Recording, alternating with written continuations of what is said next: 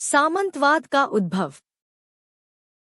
पूर्व मध्यकालीन भारत में सामंतवाद का उद्भव अचानक नहीं हुआ, बल्कि यह एक लंबी ऐतिहासिक प्रक्रिया का परिणाम था। गुप्त साम्राज्य के पतन के साथ ही भारत की राजनीतिक संरचना में व्यापक परिवर्तन प्रारंभ हो गया। एक और केंद्रीकृत राजसत्ता कमजोर हो रही थी और दूसरी ओर नई सामाजिक-आर्थिक परिस्थितियां जन्म ले रही थी। उस समय भूमि ही धन, शक्ति और प्रतिष्ठा का सबसे बड़ा आधार थी। जब राजा अपनी प्रशासनिक व आर्थिक आवश्यकताओं को पूरा नहीं कर पाते, तब उन्होंने भूमि को पुरस्कार और दान के रूप में बांटना शुरू किया। प्रारंभ में यह भूमि ब्राह्मणों और धार्मिक संस्थाओं को दी जाती थी, पर समय के साथ सैन्य अधिकारियों, प्रांतीय प्रशासकों और स्थानीय सरदारों को भी भूमि दान मिलने लगा। भूमि दान के साथ साथ राजा उन दाताओं को कई प्रकार के विशेषाधिकार भी प्रदान करता था, जैसे कर वसूलने का अधिकार, न्याय देने का अधिकार और अनेक प्रशासनिक शक्तियां। इससे धीरे धीरे वे व्यक्ति अपने क्षेत्रों में लगभग स्वतंत्र शासक की तरह व्यवहार करने लगे। राजकाज चलाने के लिए उन्हें नियमित वेतन नहीं मिलता था, इसलिए वे भूमि से प्राप्त आय पर निर्भर रहते थे। इस प्रकार भूमि दान व्यवस्था ने राजनीतिक शक्ति का विकेंद्रीकरण किया और स्थानीय प्रभुत्व को मजबूत किया। इसी काल में व्यापार और शहरी जीवन में भी गिरावट देखी गई। विदेशी व्यापार कम हुआ, नगरों का ह्रास हुआ और कुटीर उद्योग कमजोर पड़ने लगे। परिणामस्वरूप अर्थव्यवस्था पहले की तुलना में अधिक ग्रामीण और कृषि आधारित हो गई। जब पूरी अर्थव्यवस्था भूमि पर आधारित होने लगी, तो भूमि नियंत्रित करने वाले सामंत आर्थिक रूप से अत्यंत शक्तिशाली बन गए। किसान भी इन सामंतों पर निर्भर होने लगे, क्योंकि उन्हें सुरक्षा, सिंचाई और खेती के अन्य संसाधन उन्हीं के माध्यम से प्राप्त होते थे। राजसत्ता की कमजोरी ने भी सामंतवाद के उद्भव को तेज किया। कमजोर राजा बड़े और शक्तिशाली सरदारों पर निर्भर होने लगे।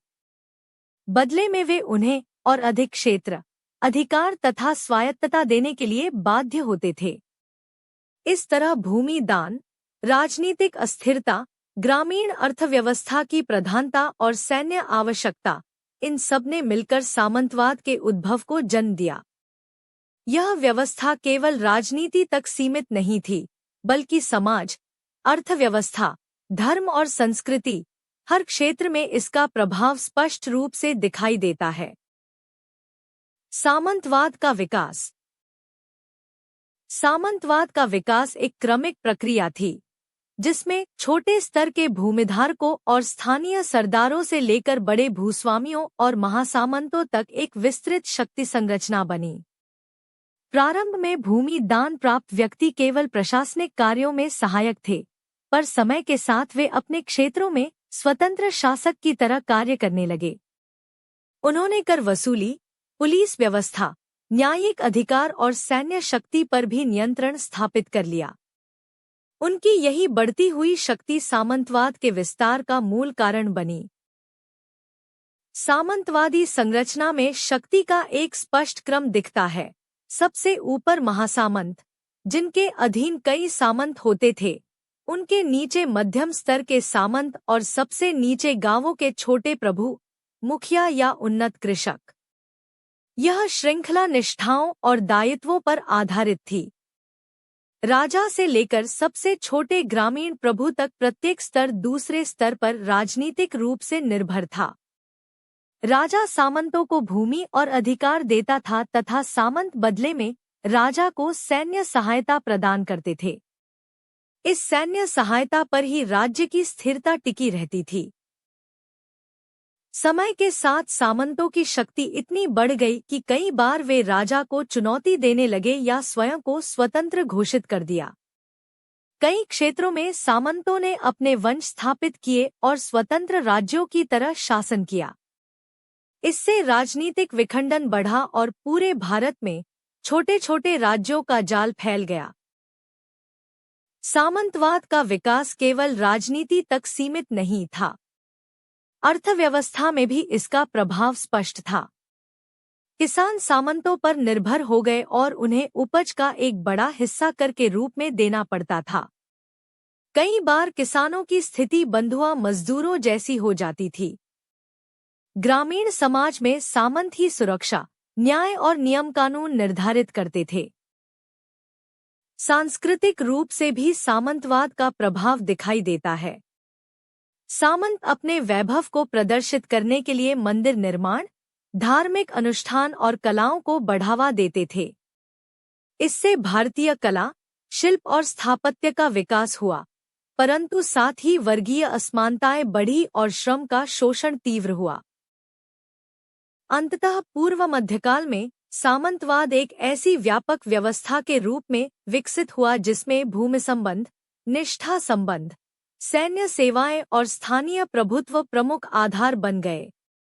यह व्यवस्था राजनीतिक, सामाजिक और आर्थिक जीवन पर गहरा प्रभाव डालती रही और भारत के मध्यकालीन इतिहास की प्रमुख विशेषता के रूप में उभरी। सामंतवाद का प्रभाव। पूर्व मध्यकाल में सामंतवाद का प्रभाव भारतीय समाज, राजनीति, अर्थव्यवस्था और संस्कृति सभी क्षेत्रों में व्यापक रूप से दिखाई देता है। यह केवल शासन की पद्धति नहीं था, बल्कि जीवन के हर पहलू को प्रभावित करने वाली व्यवस्था बन गया। सबसे पहले इसका प्रभाव राजनीतिक क्षेत्र में स्पष्ट हुआ। सामंत अपने राज्यों में लगभग स्वतंत्र शक्ति प्राप्त करने लगे, जिससे केंद्रीकृत राज सत्ता कमजोर पड़ गई और पूरे देश में छोटे छोटे राज्यों का उदय हुआ। राजनीतिक विखंडन बढ़ने से एक मजबूत राष्ट्रीय सत्ता का निर्माण कठिन हो गया। कई बार सामंत अपने शासक के खिलाफ विद्रोह कर स्वतंत्र वंश भी स्थापित कर लेते थे। अर्थव्यवस्था पर भी सामंतवाद का गहरा प्रभाव पड़ा। भूमि ही धन और शक्ति का आधार होने के कारण कृषि प्रधान अर्थव्यवस्था मजबूत हुई, लेकिन किसान सामंतों पर अत्यधिक निर्भर बन गए। उन्हें उपज का बड़ा हिस्सा कर के रूप में देना पड़ता था, जिससे उनका शोषण बढ़ा। व्यापार और शहरी जीवन का महत्व कम हो गया क्योंकि सामंत ग्रामीण क्षेत्रों में आत्मनिर्भर अर्थव्यवस्था को प्राथमिकता देते थे। फलस्वरूप अंतरक्षेत्रीय व्यापार मंद पड़ा और नगरों का पतन होने लगा। सामाजिक क्षेत्र में सामंतवाद ने वर्गीय असमानताओं को बढ़ाया। समाज दो प्रमुख वर्गों में बंट गया, भूमि पर अधिकार रखने वाले सामंत और उनके अधीन रहने वाले कृषक। किसान अपनी सुरक्षा, न्याय और जीवनयापन के लिए पूरी तरह अपने सामंत पर निर्भर रहते थे। कई क्षेत्रों में किसानों की स्थिति बंधुआ श्रमिकों जैसी हो गई। सामंत अपने वैभव, प्रतिष्ठा और सामाजिक मर्यादा के प्रदर्शन में अग्रसर रहते थे, जिससे विलासिता और श्रेष्ठता की भावना बढ़ी। सांस्कृतिक क्षेत्र में यह व्यवस्था मिश्रित प्रभाव छोड़ती है। एक ओर सामंत कला, स्थापत्य और धर्म के बड़े संरक्षक बने। उन्होंने मंदिरों, मठों और सांस्कृतिक केंद्रों का निर्माण कराया। इससे भारतीय कला और स्थापत्य के कई उत्कृष्ट रूप विकसित हुए। दूसरी ओर सामंती समाज परंपराओं, रूढ़ियों और जातिगत सीमाओं को भी मजबूत करता था, जिसके कारण समाज में गतिशीलता कम हो गई। कुल मिलाकर सामंतवाद का प्रभाव बहुआयामी था। इसने स्थानीय शक्तियों को बढ़ाया, कृषि आधारित समाज को स्थापित किया, कला विकास को प्रोत्साहन दिया, पर साथ ही राजनीतिक विखंडन, आर्थिक शोषण और सामाजिक असमानता जैसी समस्याओं को भी जन्म दिया। पूर्व मध्यकालीन भारत की संपूर्ण संरचना सामंतवाद की इन विशेषताओं से प्रभावित रही। भूमि आधारित अर्थव्यवस्था की विशेषताएं। पूर्व मध्यकाल में भारतीय अर्थव्यवस्था का आधार लगभग पूरी तरह भूमि थी। व्यापार और उद्योग के कमजोर पड़ने से कृषि ही धन, शक्ति और राजस्व का प्रमुख स्रोत बन गई। इस काल की भूमि आधारित अर्थव्यवस्था में सबसे पहले भूमिदान की प्रथा अत्यधिक बढ़ी। राजा प्रशासनिक अधिकारियों, ब्राह्मणों और सामंतों को भूमि दान में देते थे, जिसके साथ कई प्रकार के राजस्व तथा प्रशासनिक अधिकार भी मिलते थे। परिणामस्वरूप भूमि केवल खेती का साधन न रहकर राजनीतिक व आर्थिक शक्ति का केंद्र बन गई।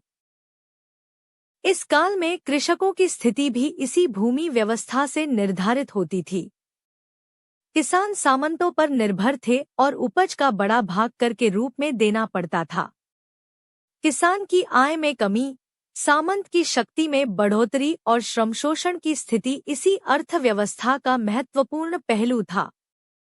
कई क्षेत्रों में कृषक बंधुआ अथवा विषय की तरह सामंत से बंध गए थे। अर्थव्यवस्था के क्षेत्रीयकरण की प्रवृत्ति भी इसी भूमि आधारित ढांचे से निकली।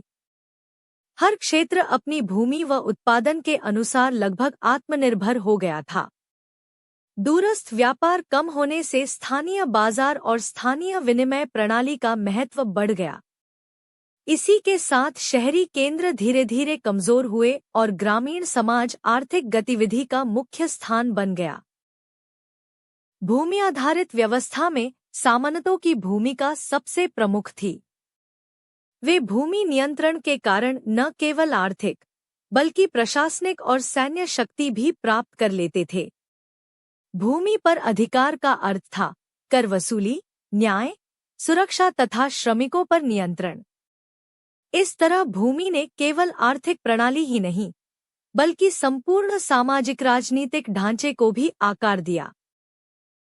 कुल मिलाकर पूर्व मध्यकाल की भूमि आधारित अर्थव्यवस्था की विशेषताएं थीं: भूमि दान की बढ़ती प्रथा, कृषि का सर्वोच्च महत्व, किसान निर्भरता और शोषण, स्थानीय आत्मनिर्भरता, व्यापार का ह्रास, ग्रामीण प्रधानता तथा सामंतों की शक्ति का उभार।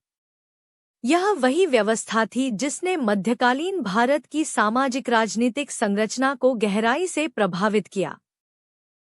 Please like, subscribe and comment.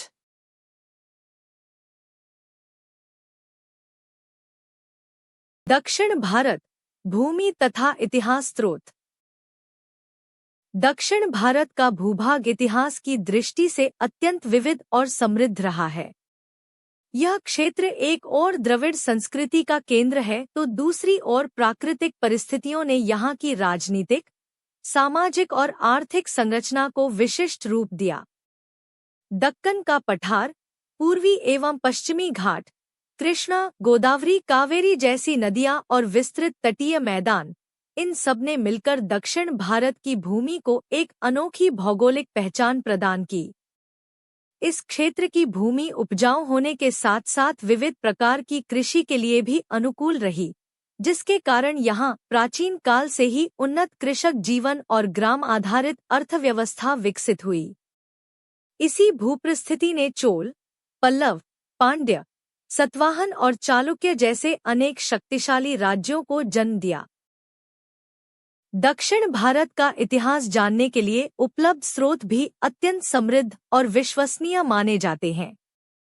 साहित्यिक स्रोतों में संगम साहित्य विशेष रूप से उल्लेखनीय है, जिसमें प्रारंभिक तमिल समाज, राजनीति और संस्कृति के बारे में विस्तृत वर्णन मिलता है।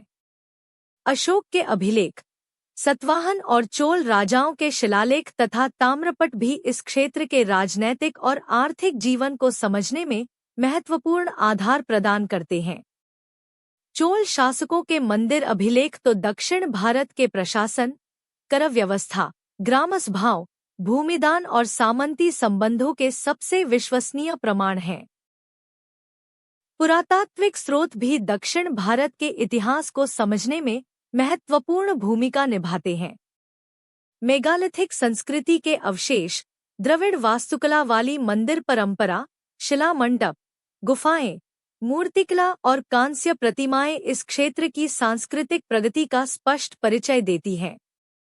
दक्षिण भारत के समुद्री व्यापार से जुड़े तटवर्ती नगरों जैसे कावेरीपट्टनम, मुजरिस और अरिकमेडु से प्राप्त पुरातात्विक प्रमाण दर्शाते हैं कि इस क्षेत्र का रोमन साम्राज्य सहित अनेक विदेशी शक्तियों से गहरा आर्थिक संपर्क था।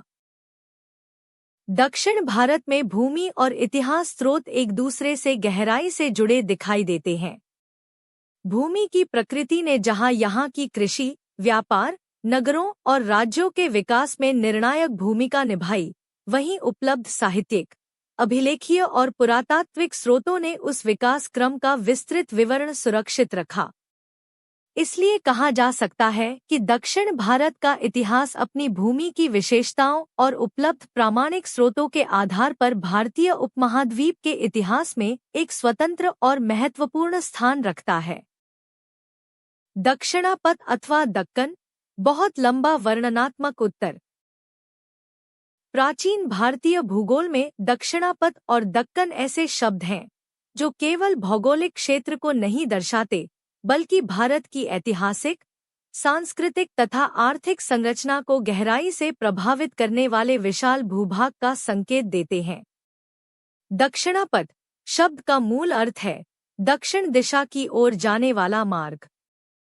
समय के साथ यह शब्द केवल मार्ग के लिए नहीं, बल्कि दक्षिण भारत के उस विस्तृत भूभाग के लिए उपयोग होने लगा जहां से होकर प्राचीन व्यापार, सांस्कृतिक संपर्क और राजनीतिक विस्तार के प्रमुख मार्ग गुजरते थे। दक्कन या डेक्कन शब्द संस्कृत के दक्षिण से बना है और भूगोल में इसका अर्थ है दक्षिण भारत का वह विशाल पठारी क्षेत्र जो उत्तरी भारत के मैदानों से बिल्कुल भिन्न विशेषताओं वाला है। दक्षिणापथ अथवा दक्कन की भौगोलिक सीमाएं अत्यंत व्यापक हैं। उत्तर में विंध्य पर्वत इसकी प्राकृतिक सीमा बनाते हैं, जो उत्तर और दक्षिण भारत को दो अलग भौगोलिक इकाइयों में बांटते हैं। विंध्यों के दक्षिण में फैला दक्कन का पठार भारत के मध्य भाग से लेकर लगभग कन्याकुमारी तक फैला हुआ है। इसके पूर्व में बंगाल की खाड़ी का तटीय मैदान और पश्चिम में अरब सागर से लगा पश्चिमी तट इसकी सीमाएं निर्धारित करते हैं। यह क्षेत्र मुख्यतः काली मृदा, लेटराइट मिट्टी, ग्रेनाइट और बेसाल्ट चट्टानों से निर्मित है। इसी भूरचना ने यहाँ की कृषि प्रणाली, बसावट पैटर्न, नदी प्रणाली और संपूर्ण आर्थिक गतिविधियों को सुदृढ़ रूप से प्रभावित किया। गोदावरी, कृष्णा, भीमा, तुंगभद्रा और कावेरी जैसी दक्षिण भारत की प्रमुख नदियां इसी पठार में बहती हैं और कृषि व सभ्यता के विकास में महत्वपूर्ण भूमिका निभाती है। दक्कन की भूमि ने मानव बसावट और राज्य निर्माण में निर्णायक स्थान पाया। सतवाहन, पल्लव, चालुक्य, राष्ट्रकूट, काकतीय, चोल, पांड्य और होयसाल जैसे महान राजवंशों का उत्थान इसी क्षेत्र में हुआ। इन राजवंशों ने न केवल दक्षिण भारत के राजनीतिक स्वरूप को आकार दिया, बल्कि कला, साहित्य, स्थापत्य, धर्म और व्यापार को भी नई दिशा प्रदान की।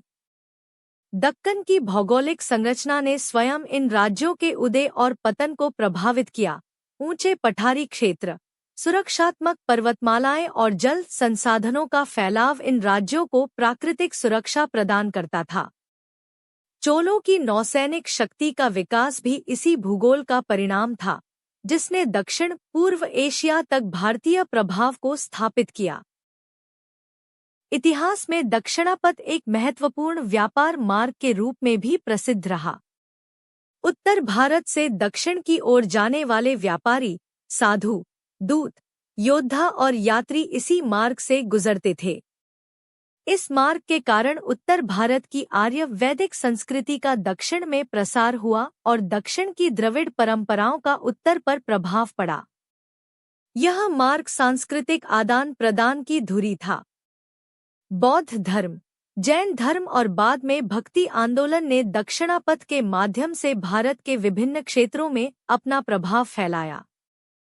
अनेक यात्री वृत्तांत, पुरातात्विक अवशेष और अभिलेख इस बात के प्रमाण हैं कि दक्षिणापथ भारत की विविध संस्कृतियों को एक दूसरे से जोड़ने वाला सेतु था।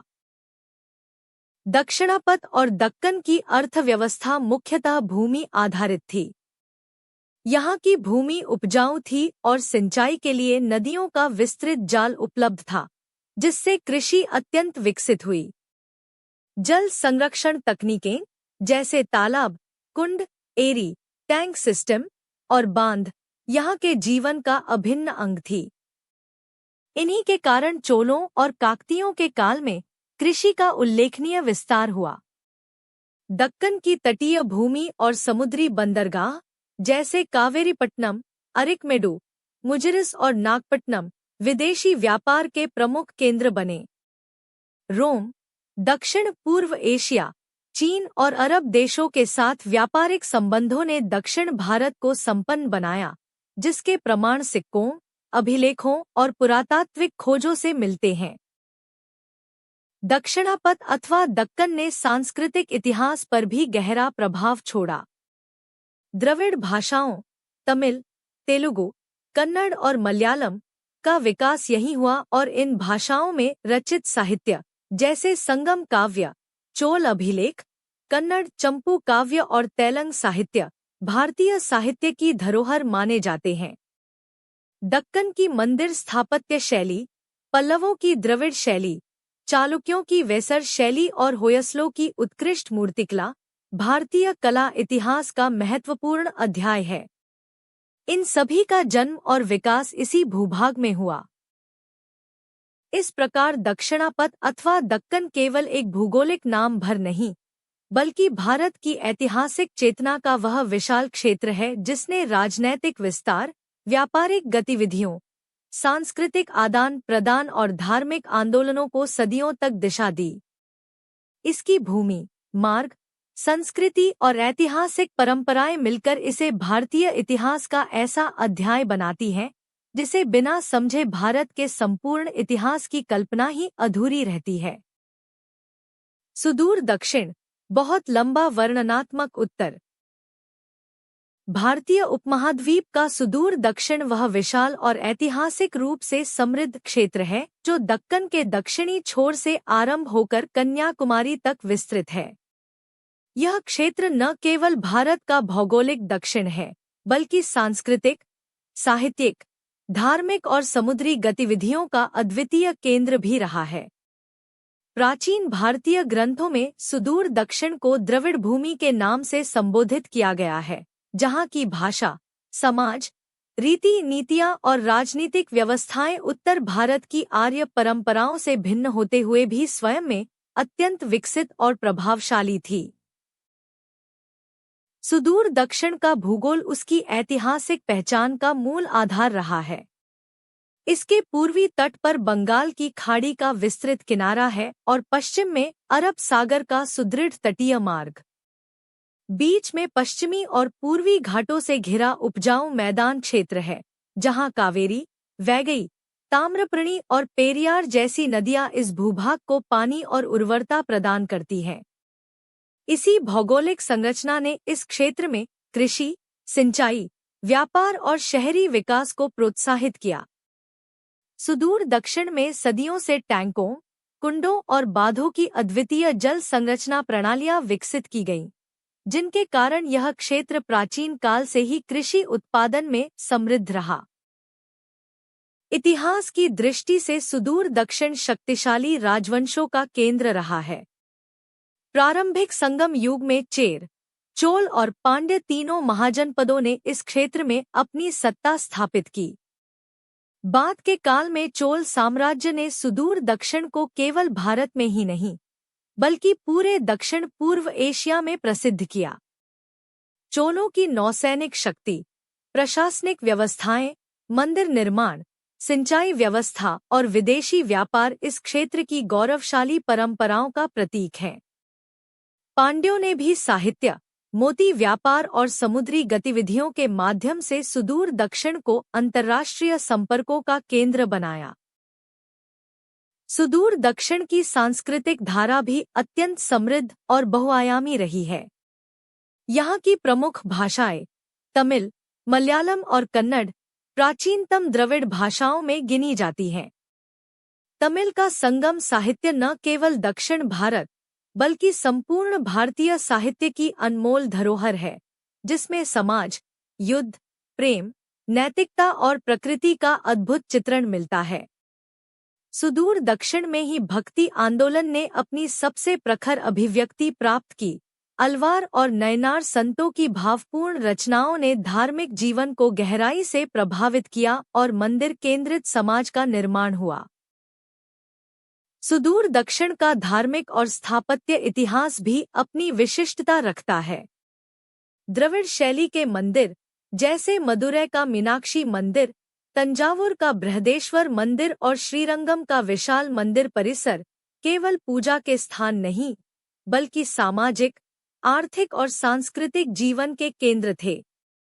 यहाँ के मंदिरों ने शिक्षा, संगीत, नृत्य, शिल्प और कला को बढ़ावा दिया। भरतनाट्यम जैसी नृत्य शैली और कर्नाटक संगीत परंपरा में सुदूर दक्षिण का योगदान अतुलनीय है। आर्थिक दृष्टि से भी सुदूर दक्षिण अत्यंत महत्वपूर्ण रहा है। प्राचीन काल में यह क्षेत्र मोती, मसालों, कपड़ों, हाथीदांत और समुद्री उत्पादों के व्यापार के लिए विश्व प्रसिद्ध था। मुजिरिस, कावेरीपट्टनम, नागपट्टनम और कोरकई जैसे बंदरगाह अंतर्राष्ट्रीय व्यापार के प्रमुख केंद्र थे, जहां से रोमन साम्राज्य, मिस्र, अरब, श्रीलंका और दक्षिण पूर्व एशिया तक व्यापारिक संपर्क स्थापित थे। इस व्यापारिक समृद्धि ने सुदूर दक्षिण के नगरों को बड़ा आर्थिक बल दिया और सामाजिक जीवन को संपन्न बनाया। सुदूर दक्षिण की सामाजिक संरचना भी विशिष्ट रही। यहाँ जातिगत व्यवस्था उत्तर भारत की तुलना में भिन्न स्वरूप में विकसित हुई। कृषक समुदाय, व्यापारी वर्ग, मंदिर सेवक, शिल्पकार, समुद्री व्यापारी और सैनिक वर्ग सभी ने समाज के विकास में महत्वपूर्ण भूमिका निभाई। महिलाओं की स्थिति भी अपेक्षाकृत सशक्त थी, जिसका प्रमाण साहित्य, प्रशासन और व्यापार में उनकी भागीदारी से मिलता है। इस प्रकार सुदूर दक्षिण भारतीय इतिहास का वह प्रदेश है जिसका महत्व केवल भौगोलिक नहीं, बल्कि सांस्कृतिक, आर्थिक, धार्मिक और राजनीतिक दृष्टि से अत्यंत व्यापक है। इसका इतिहास उत्तर भारत के इतिहास से भिन्न होते हुए भी उससे गहराई से जुड़ा हुआ है।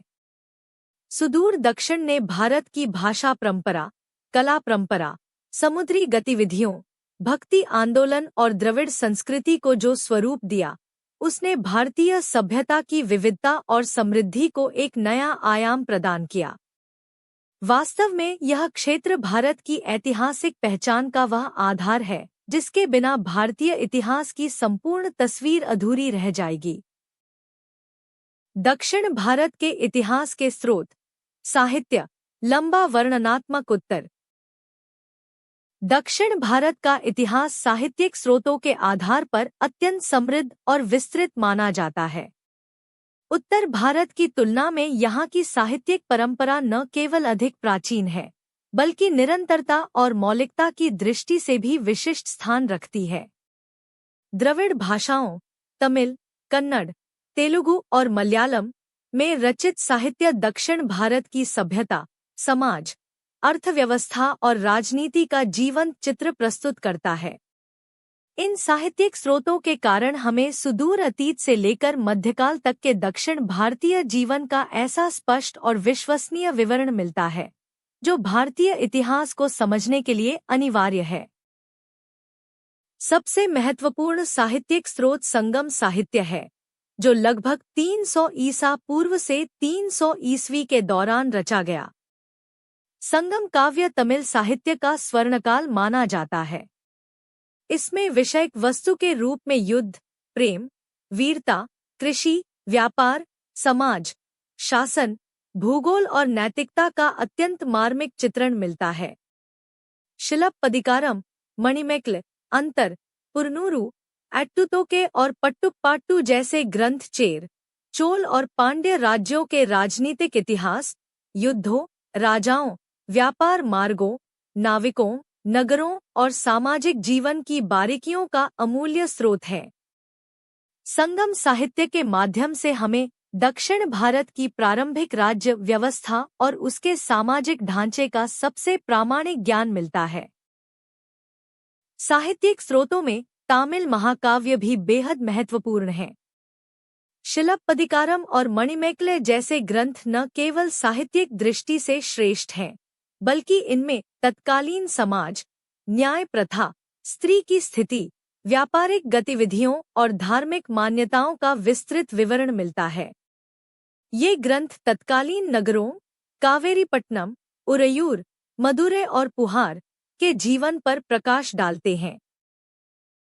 दक्षिण भारत के इतिहास के लिए संस्कृत साहित्य भी एक महत्वपूर्ण स्रोत रहा है। पल्लव, चालुक्य, चोल और काकतीय शासकों के दरबारों में संस्कृत विद्वानों का बड़ा सम्मान था। कालिदास की रचनाओं में दक्कन के प्राकृतिक सौंदर्य का उल्लेख मिलता है। अमुक्तमाल्यदा जैसे संस्कृत ग्रंथों में प्रशासन, कर प्रणाली, धार्मिक परंपराओं और समाज के संगठन का सटीक वर्णन मिलता है। कन्नड़ साहित्य भी दक्षिण भारतीय इतिहास को समझने में अत्यंत महत्वपूर्ण है। कविराज मार्ग, पंप भारत, विक्रमार्जुन विजय, अधिपुरा और काम्बारामायण जैसी रचनाएं राष्ट्रकूटों, चालुक्यों और होयसालों के काल का विवरण प्रस्तुत करती है।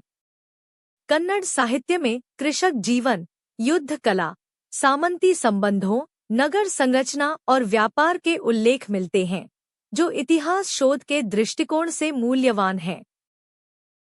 तेलुगु साहित्य में नन्नय, तिक्काना और एरन्ना द्वारा रचित महाभारत के अनुवाद, विश्वजनाभिराम तथा शतक परंपरा के ग्रंथ काकतीय काल के समाज और संस्कृति पर प्रकाश डालते हैं।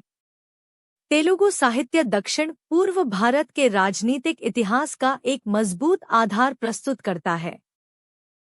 मलयालम साहित्य में रामचरितम, कुंडलम, अत्तप्रकाशम और मंदिर साहित्य के रूप में कई ग्रंथ मिलते हैं, जिनसे चेर राजवंश, केरल के सांस्कृतिक जीवन, समुद्री व्यापार, मसाला उत्पादन और धार्मिक परंपराओं का स्पष्ट ज्ञान प्राप्त होता है।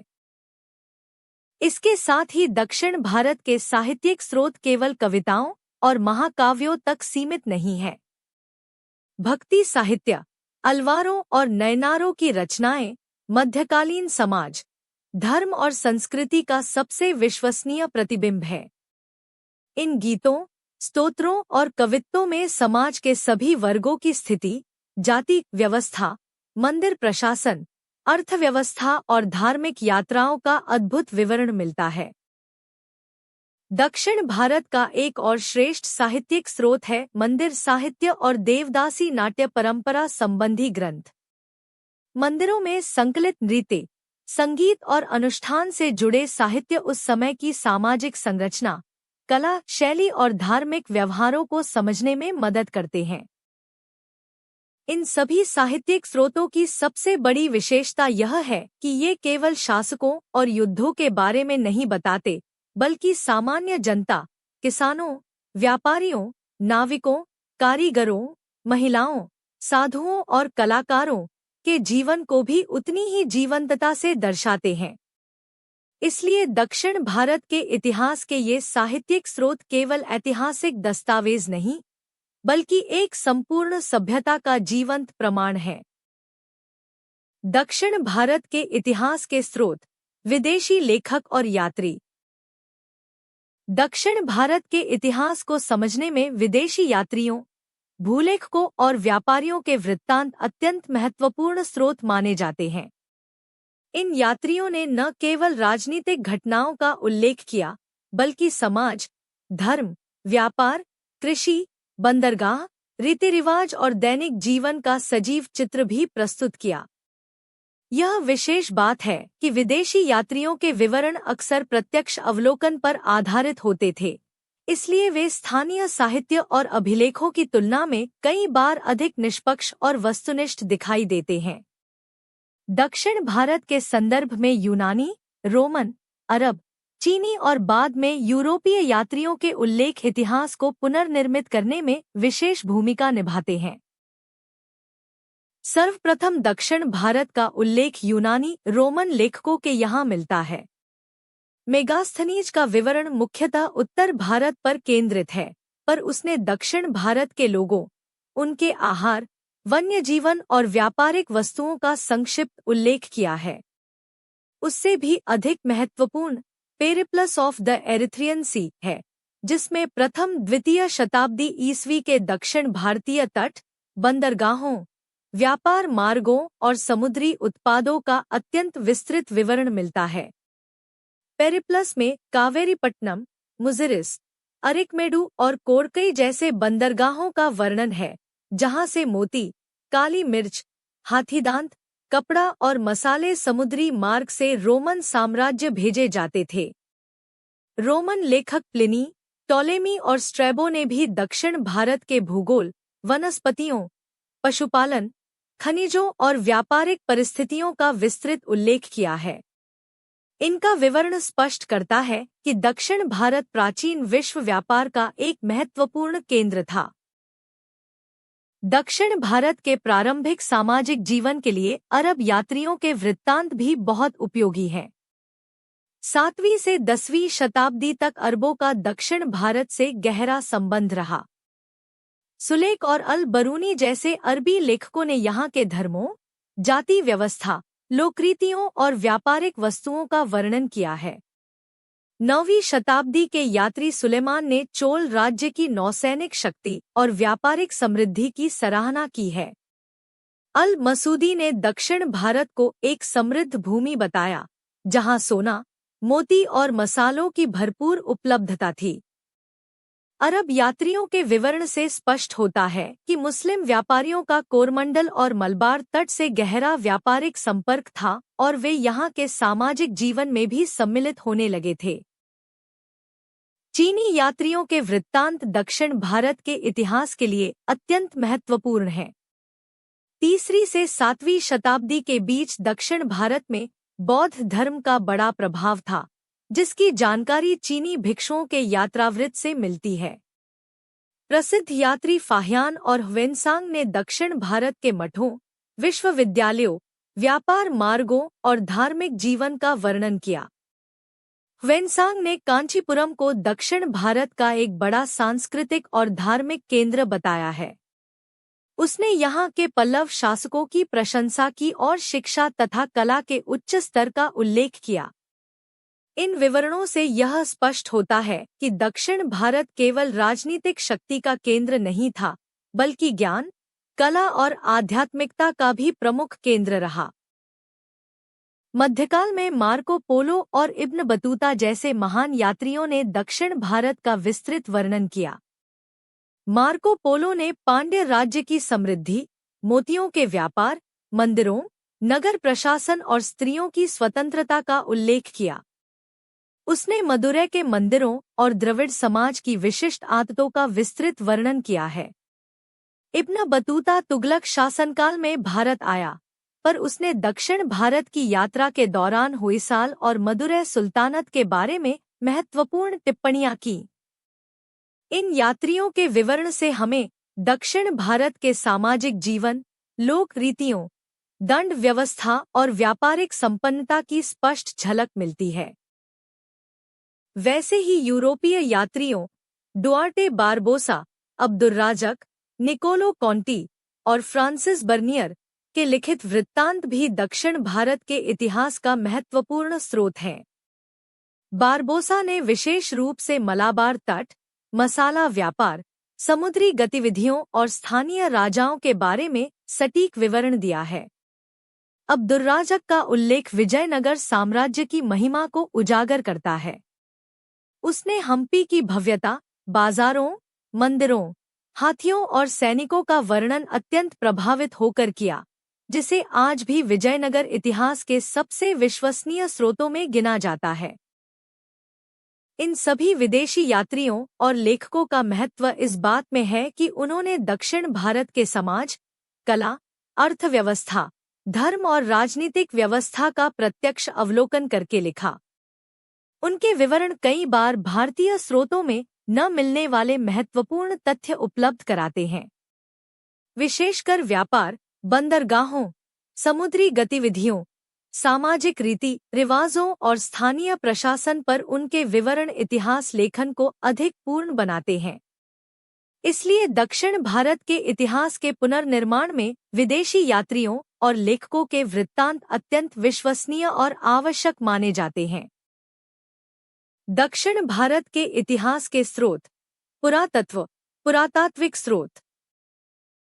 दक्षिण भारत के इतिहास को समझने में पुरातात्विक स्रोत अत्यंत महत्वपूर्ण भूमिका निभाते हैं।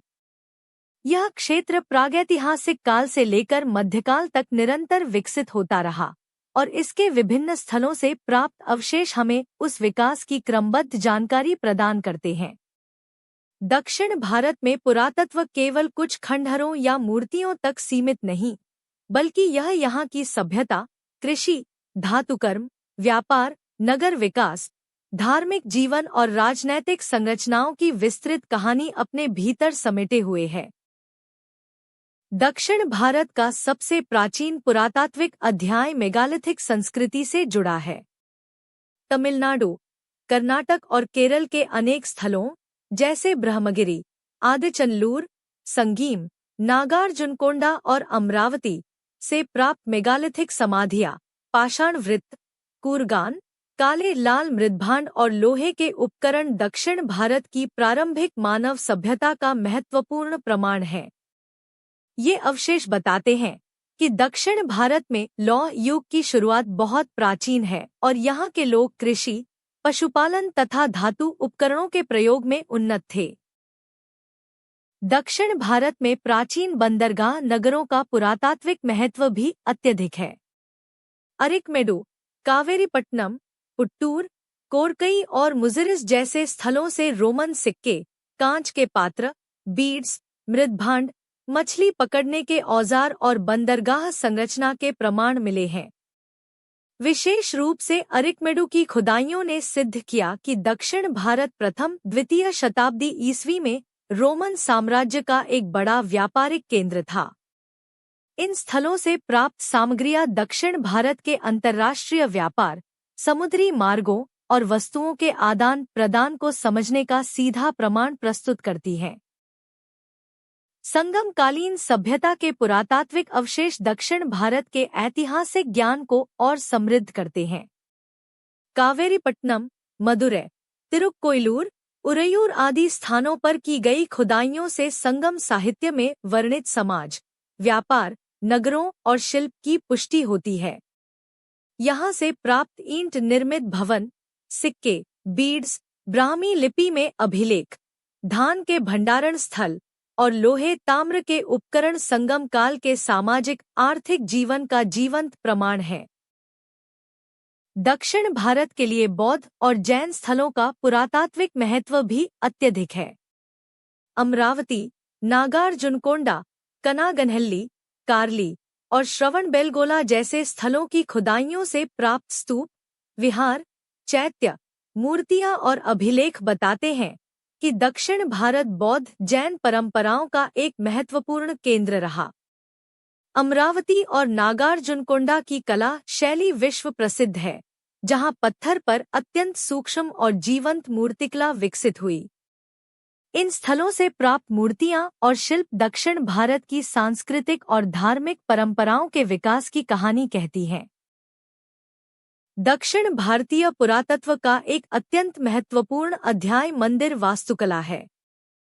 पल्लवों, चोलों, चालुक्यों, राष्ट्रकूटों, काकतीयों और होयसालों की स्थापत्य परंपरा दक्षिण भारत की पहचान मानी जाती है। कांचीपुरम, महाबलीपुरम, तंजावुर, पट्टडकल, बादामी, बेलूर और हलेबीडु जैसे स्थानों पर स्थित मंदिर अपने गोपुरम, मंडप, गर्भगृह, नंदी मंडप, मूर्तिकला और उत्कीर्णन के लिए प्रसिद्ध इतिहास के सबसे विश्वसनीय स्रोतों में गिने जाते हैं। इन मंदिरों में अंकित अभिलेख, दान पत्र और शिलालेख प्रशासन, कर व्यवस्था, ग्राम सभाओं, भूमि दान और धार्मिक संरचनाओं के बारे में अमूल्य जानकारी प्रदान करते हैं। पुरातात्विक स्रोतों में सिक्के, न्यूमिज्मेटिक्स भी अत्यंत महत्वपूर्ण हैं। सातवाहन, चोल, पल्लव, पांड्य, राष्ट्रकूट और विजयनगर वंशों के सिक्कों से उनकी आर्थिक नीतियों, धातु प्रौद्योगिकी, व्यापारिक गतिविधियों और राजकीय प्रतीकों का ज्ञान मिलता है। रोमन सिक्के दक्षिण भारत के बंदरगाहों में बड़ी संख्या में मिले हैं, जो समुद्री व्यापार के उच्च स्तर के प्रमाण हैं। इसी प्रकार शिलालेख, ताम्रपत्र, दान पत्र और गुह लेख दक्षिण भारतीय पुरातत्व की रीढ़ माने जाते हैं। ये अभिलेख दक्षिण भारत के प्रशासनिक ढांचे, न्याय पद्धति, सैनिक संगठन, कर व्यवस्था, भूमि संबंधों और सामाजिक संरचना पर विस्तृत प्रकाश डालते हैं। चोलकालीन मंदिरों में मिले हजारों अभिलेख तो दक्षिण भारत के मध्यकालीन इतिहास का सबसे विश्वसनीय स्रोत कहे जाते हैं। दक्षिण भारत के पुरातात्विक स्रोत केवल राजनैतिक इतिहास का ही नहीं, बल्कि कला, संगीत, नृत्य, व्यापार, जल प्रबंधन, नगर निर्माण और सामंती ढांचे तक की जानकारी प्रदान करते हैं। गुफा वास्तुकला, चट्टानों पर उत्कीर्ण मूर्तियां, जल संरचना के अवशेष और कृषि उपकरण यहाँ के सभ्यता विकास का साक्षात प्रमाण है। इस प्रकार पुरातात्विक स्रोत दक्षिण भारत के इतिहास की आधारशिला है। वे साहित्यिक और विदेशी स्रोतों की पुष्टि भी करते हैं और कई बार उन तथ्यों को उजागर करते हैं जो अन्य स्रोतों में नहीं मिलते। वास्तव में दक्षिण भारत का इतिहास अपने पुरातात्विक प्रमाणों के कारण भारतीय इतिहास की सबसे अधिक ठोस और समृद्ध शाखाओं में गिना जाता है।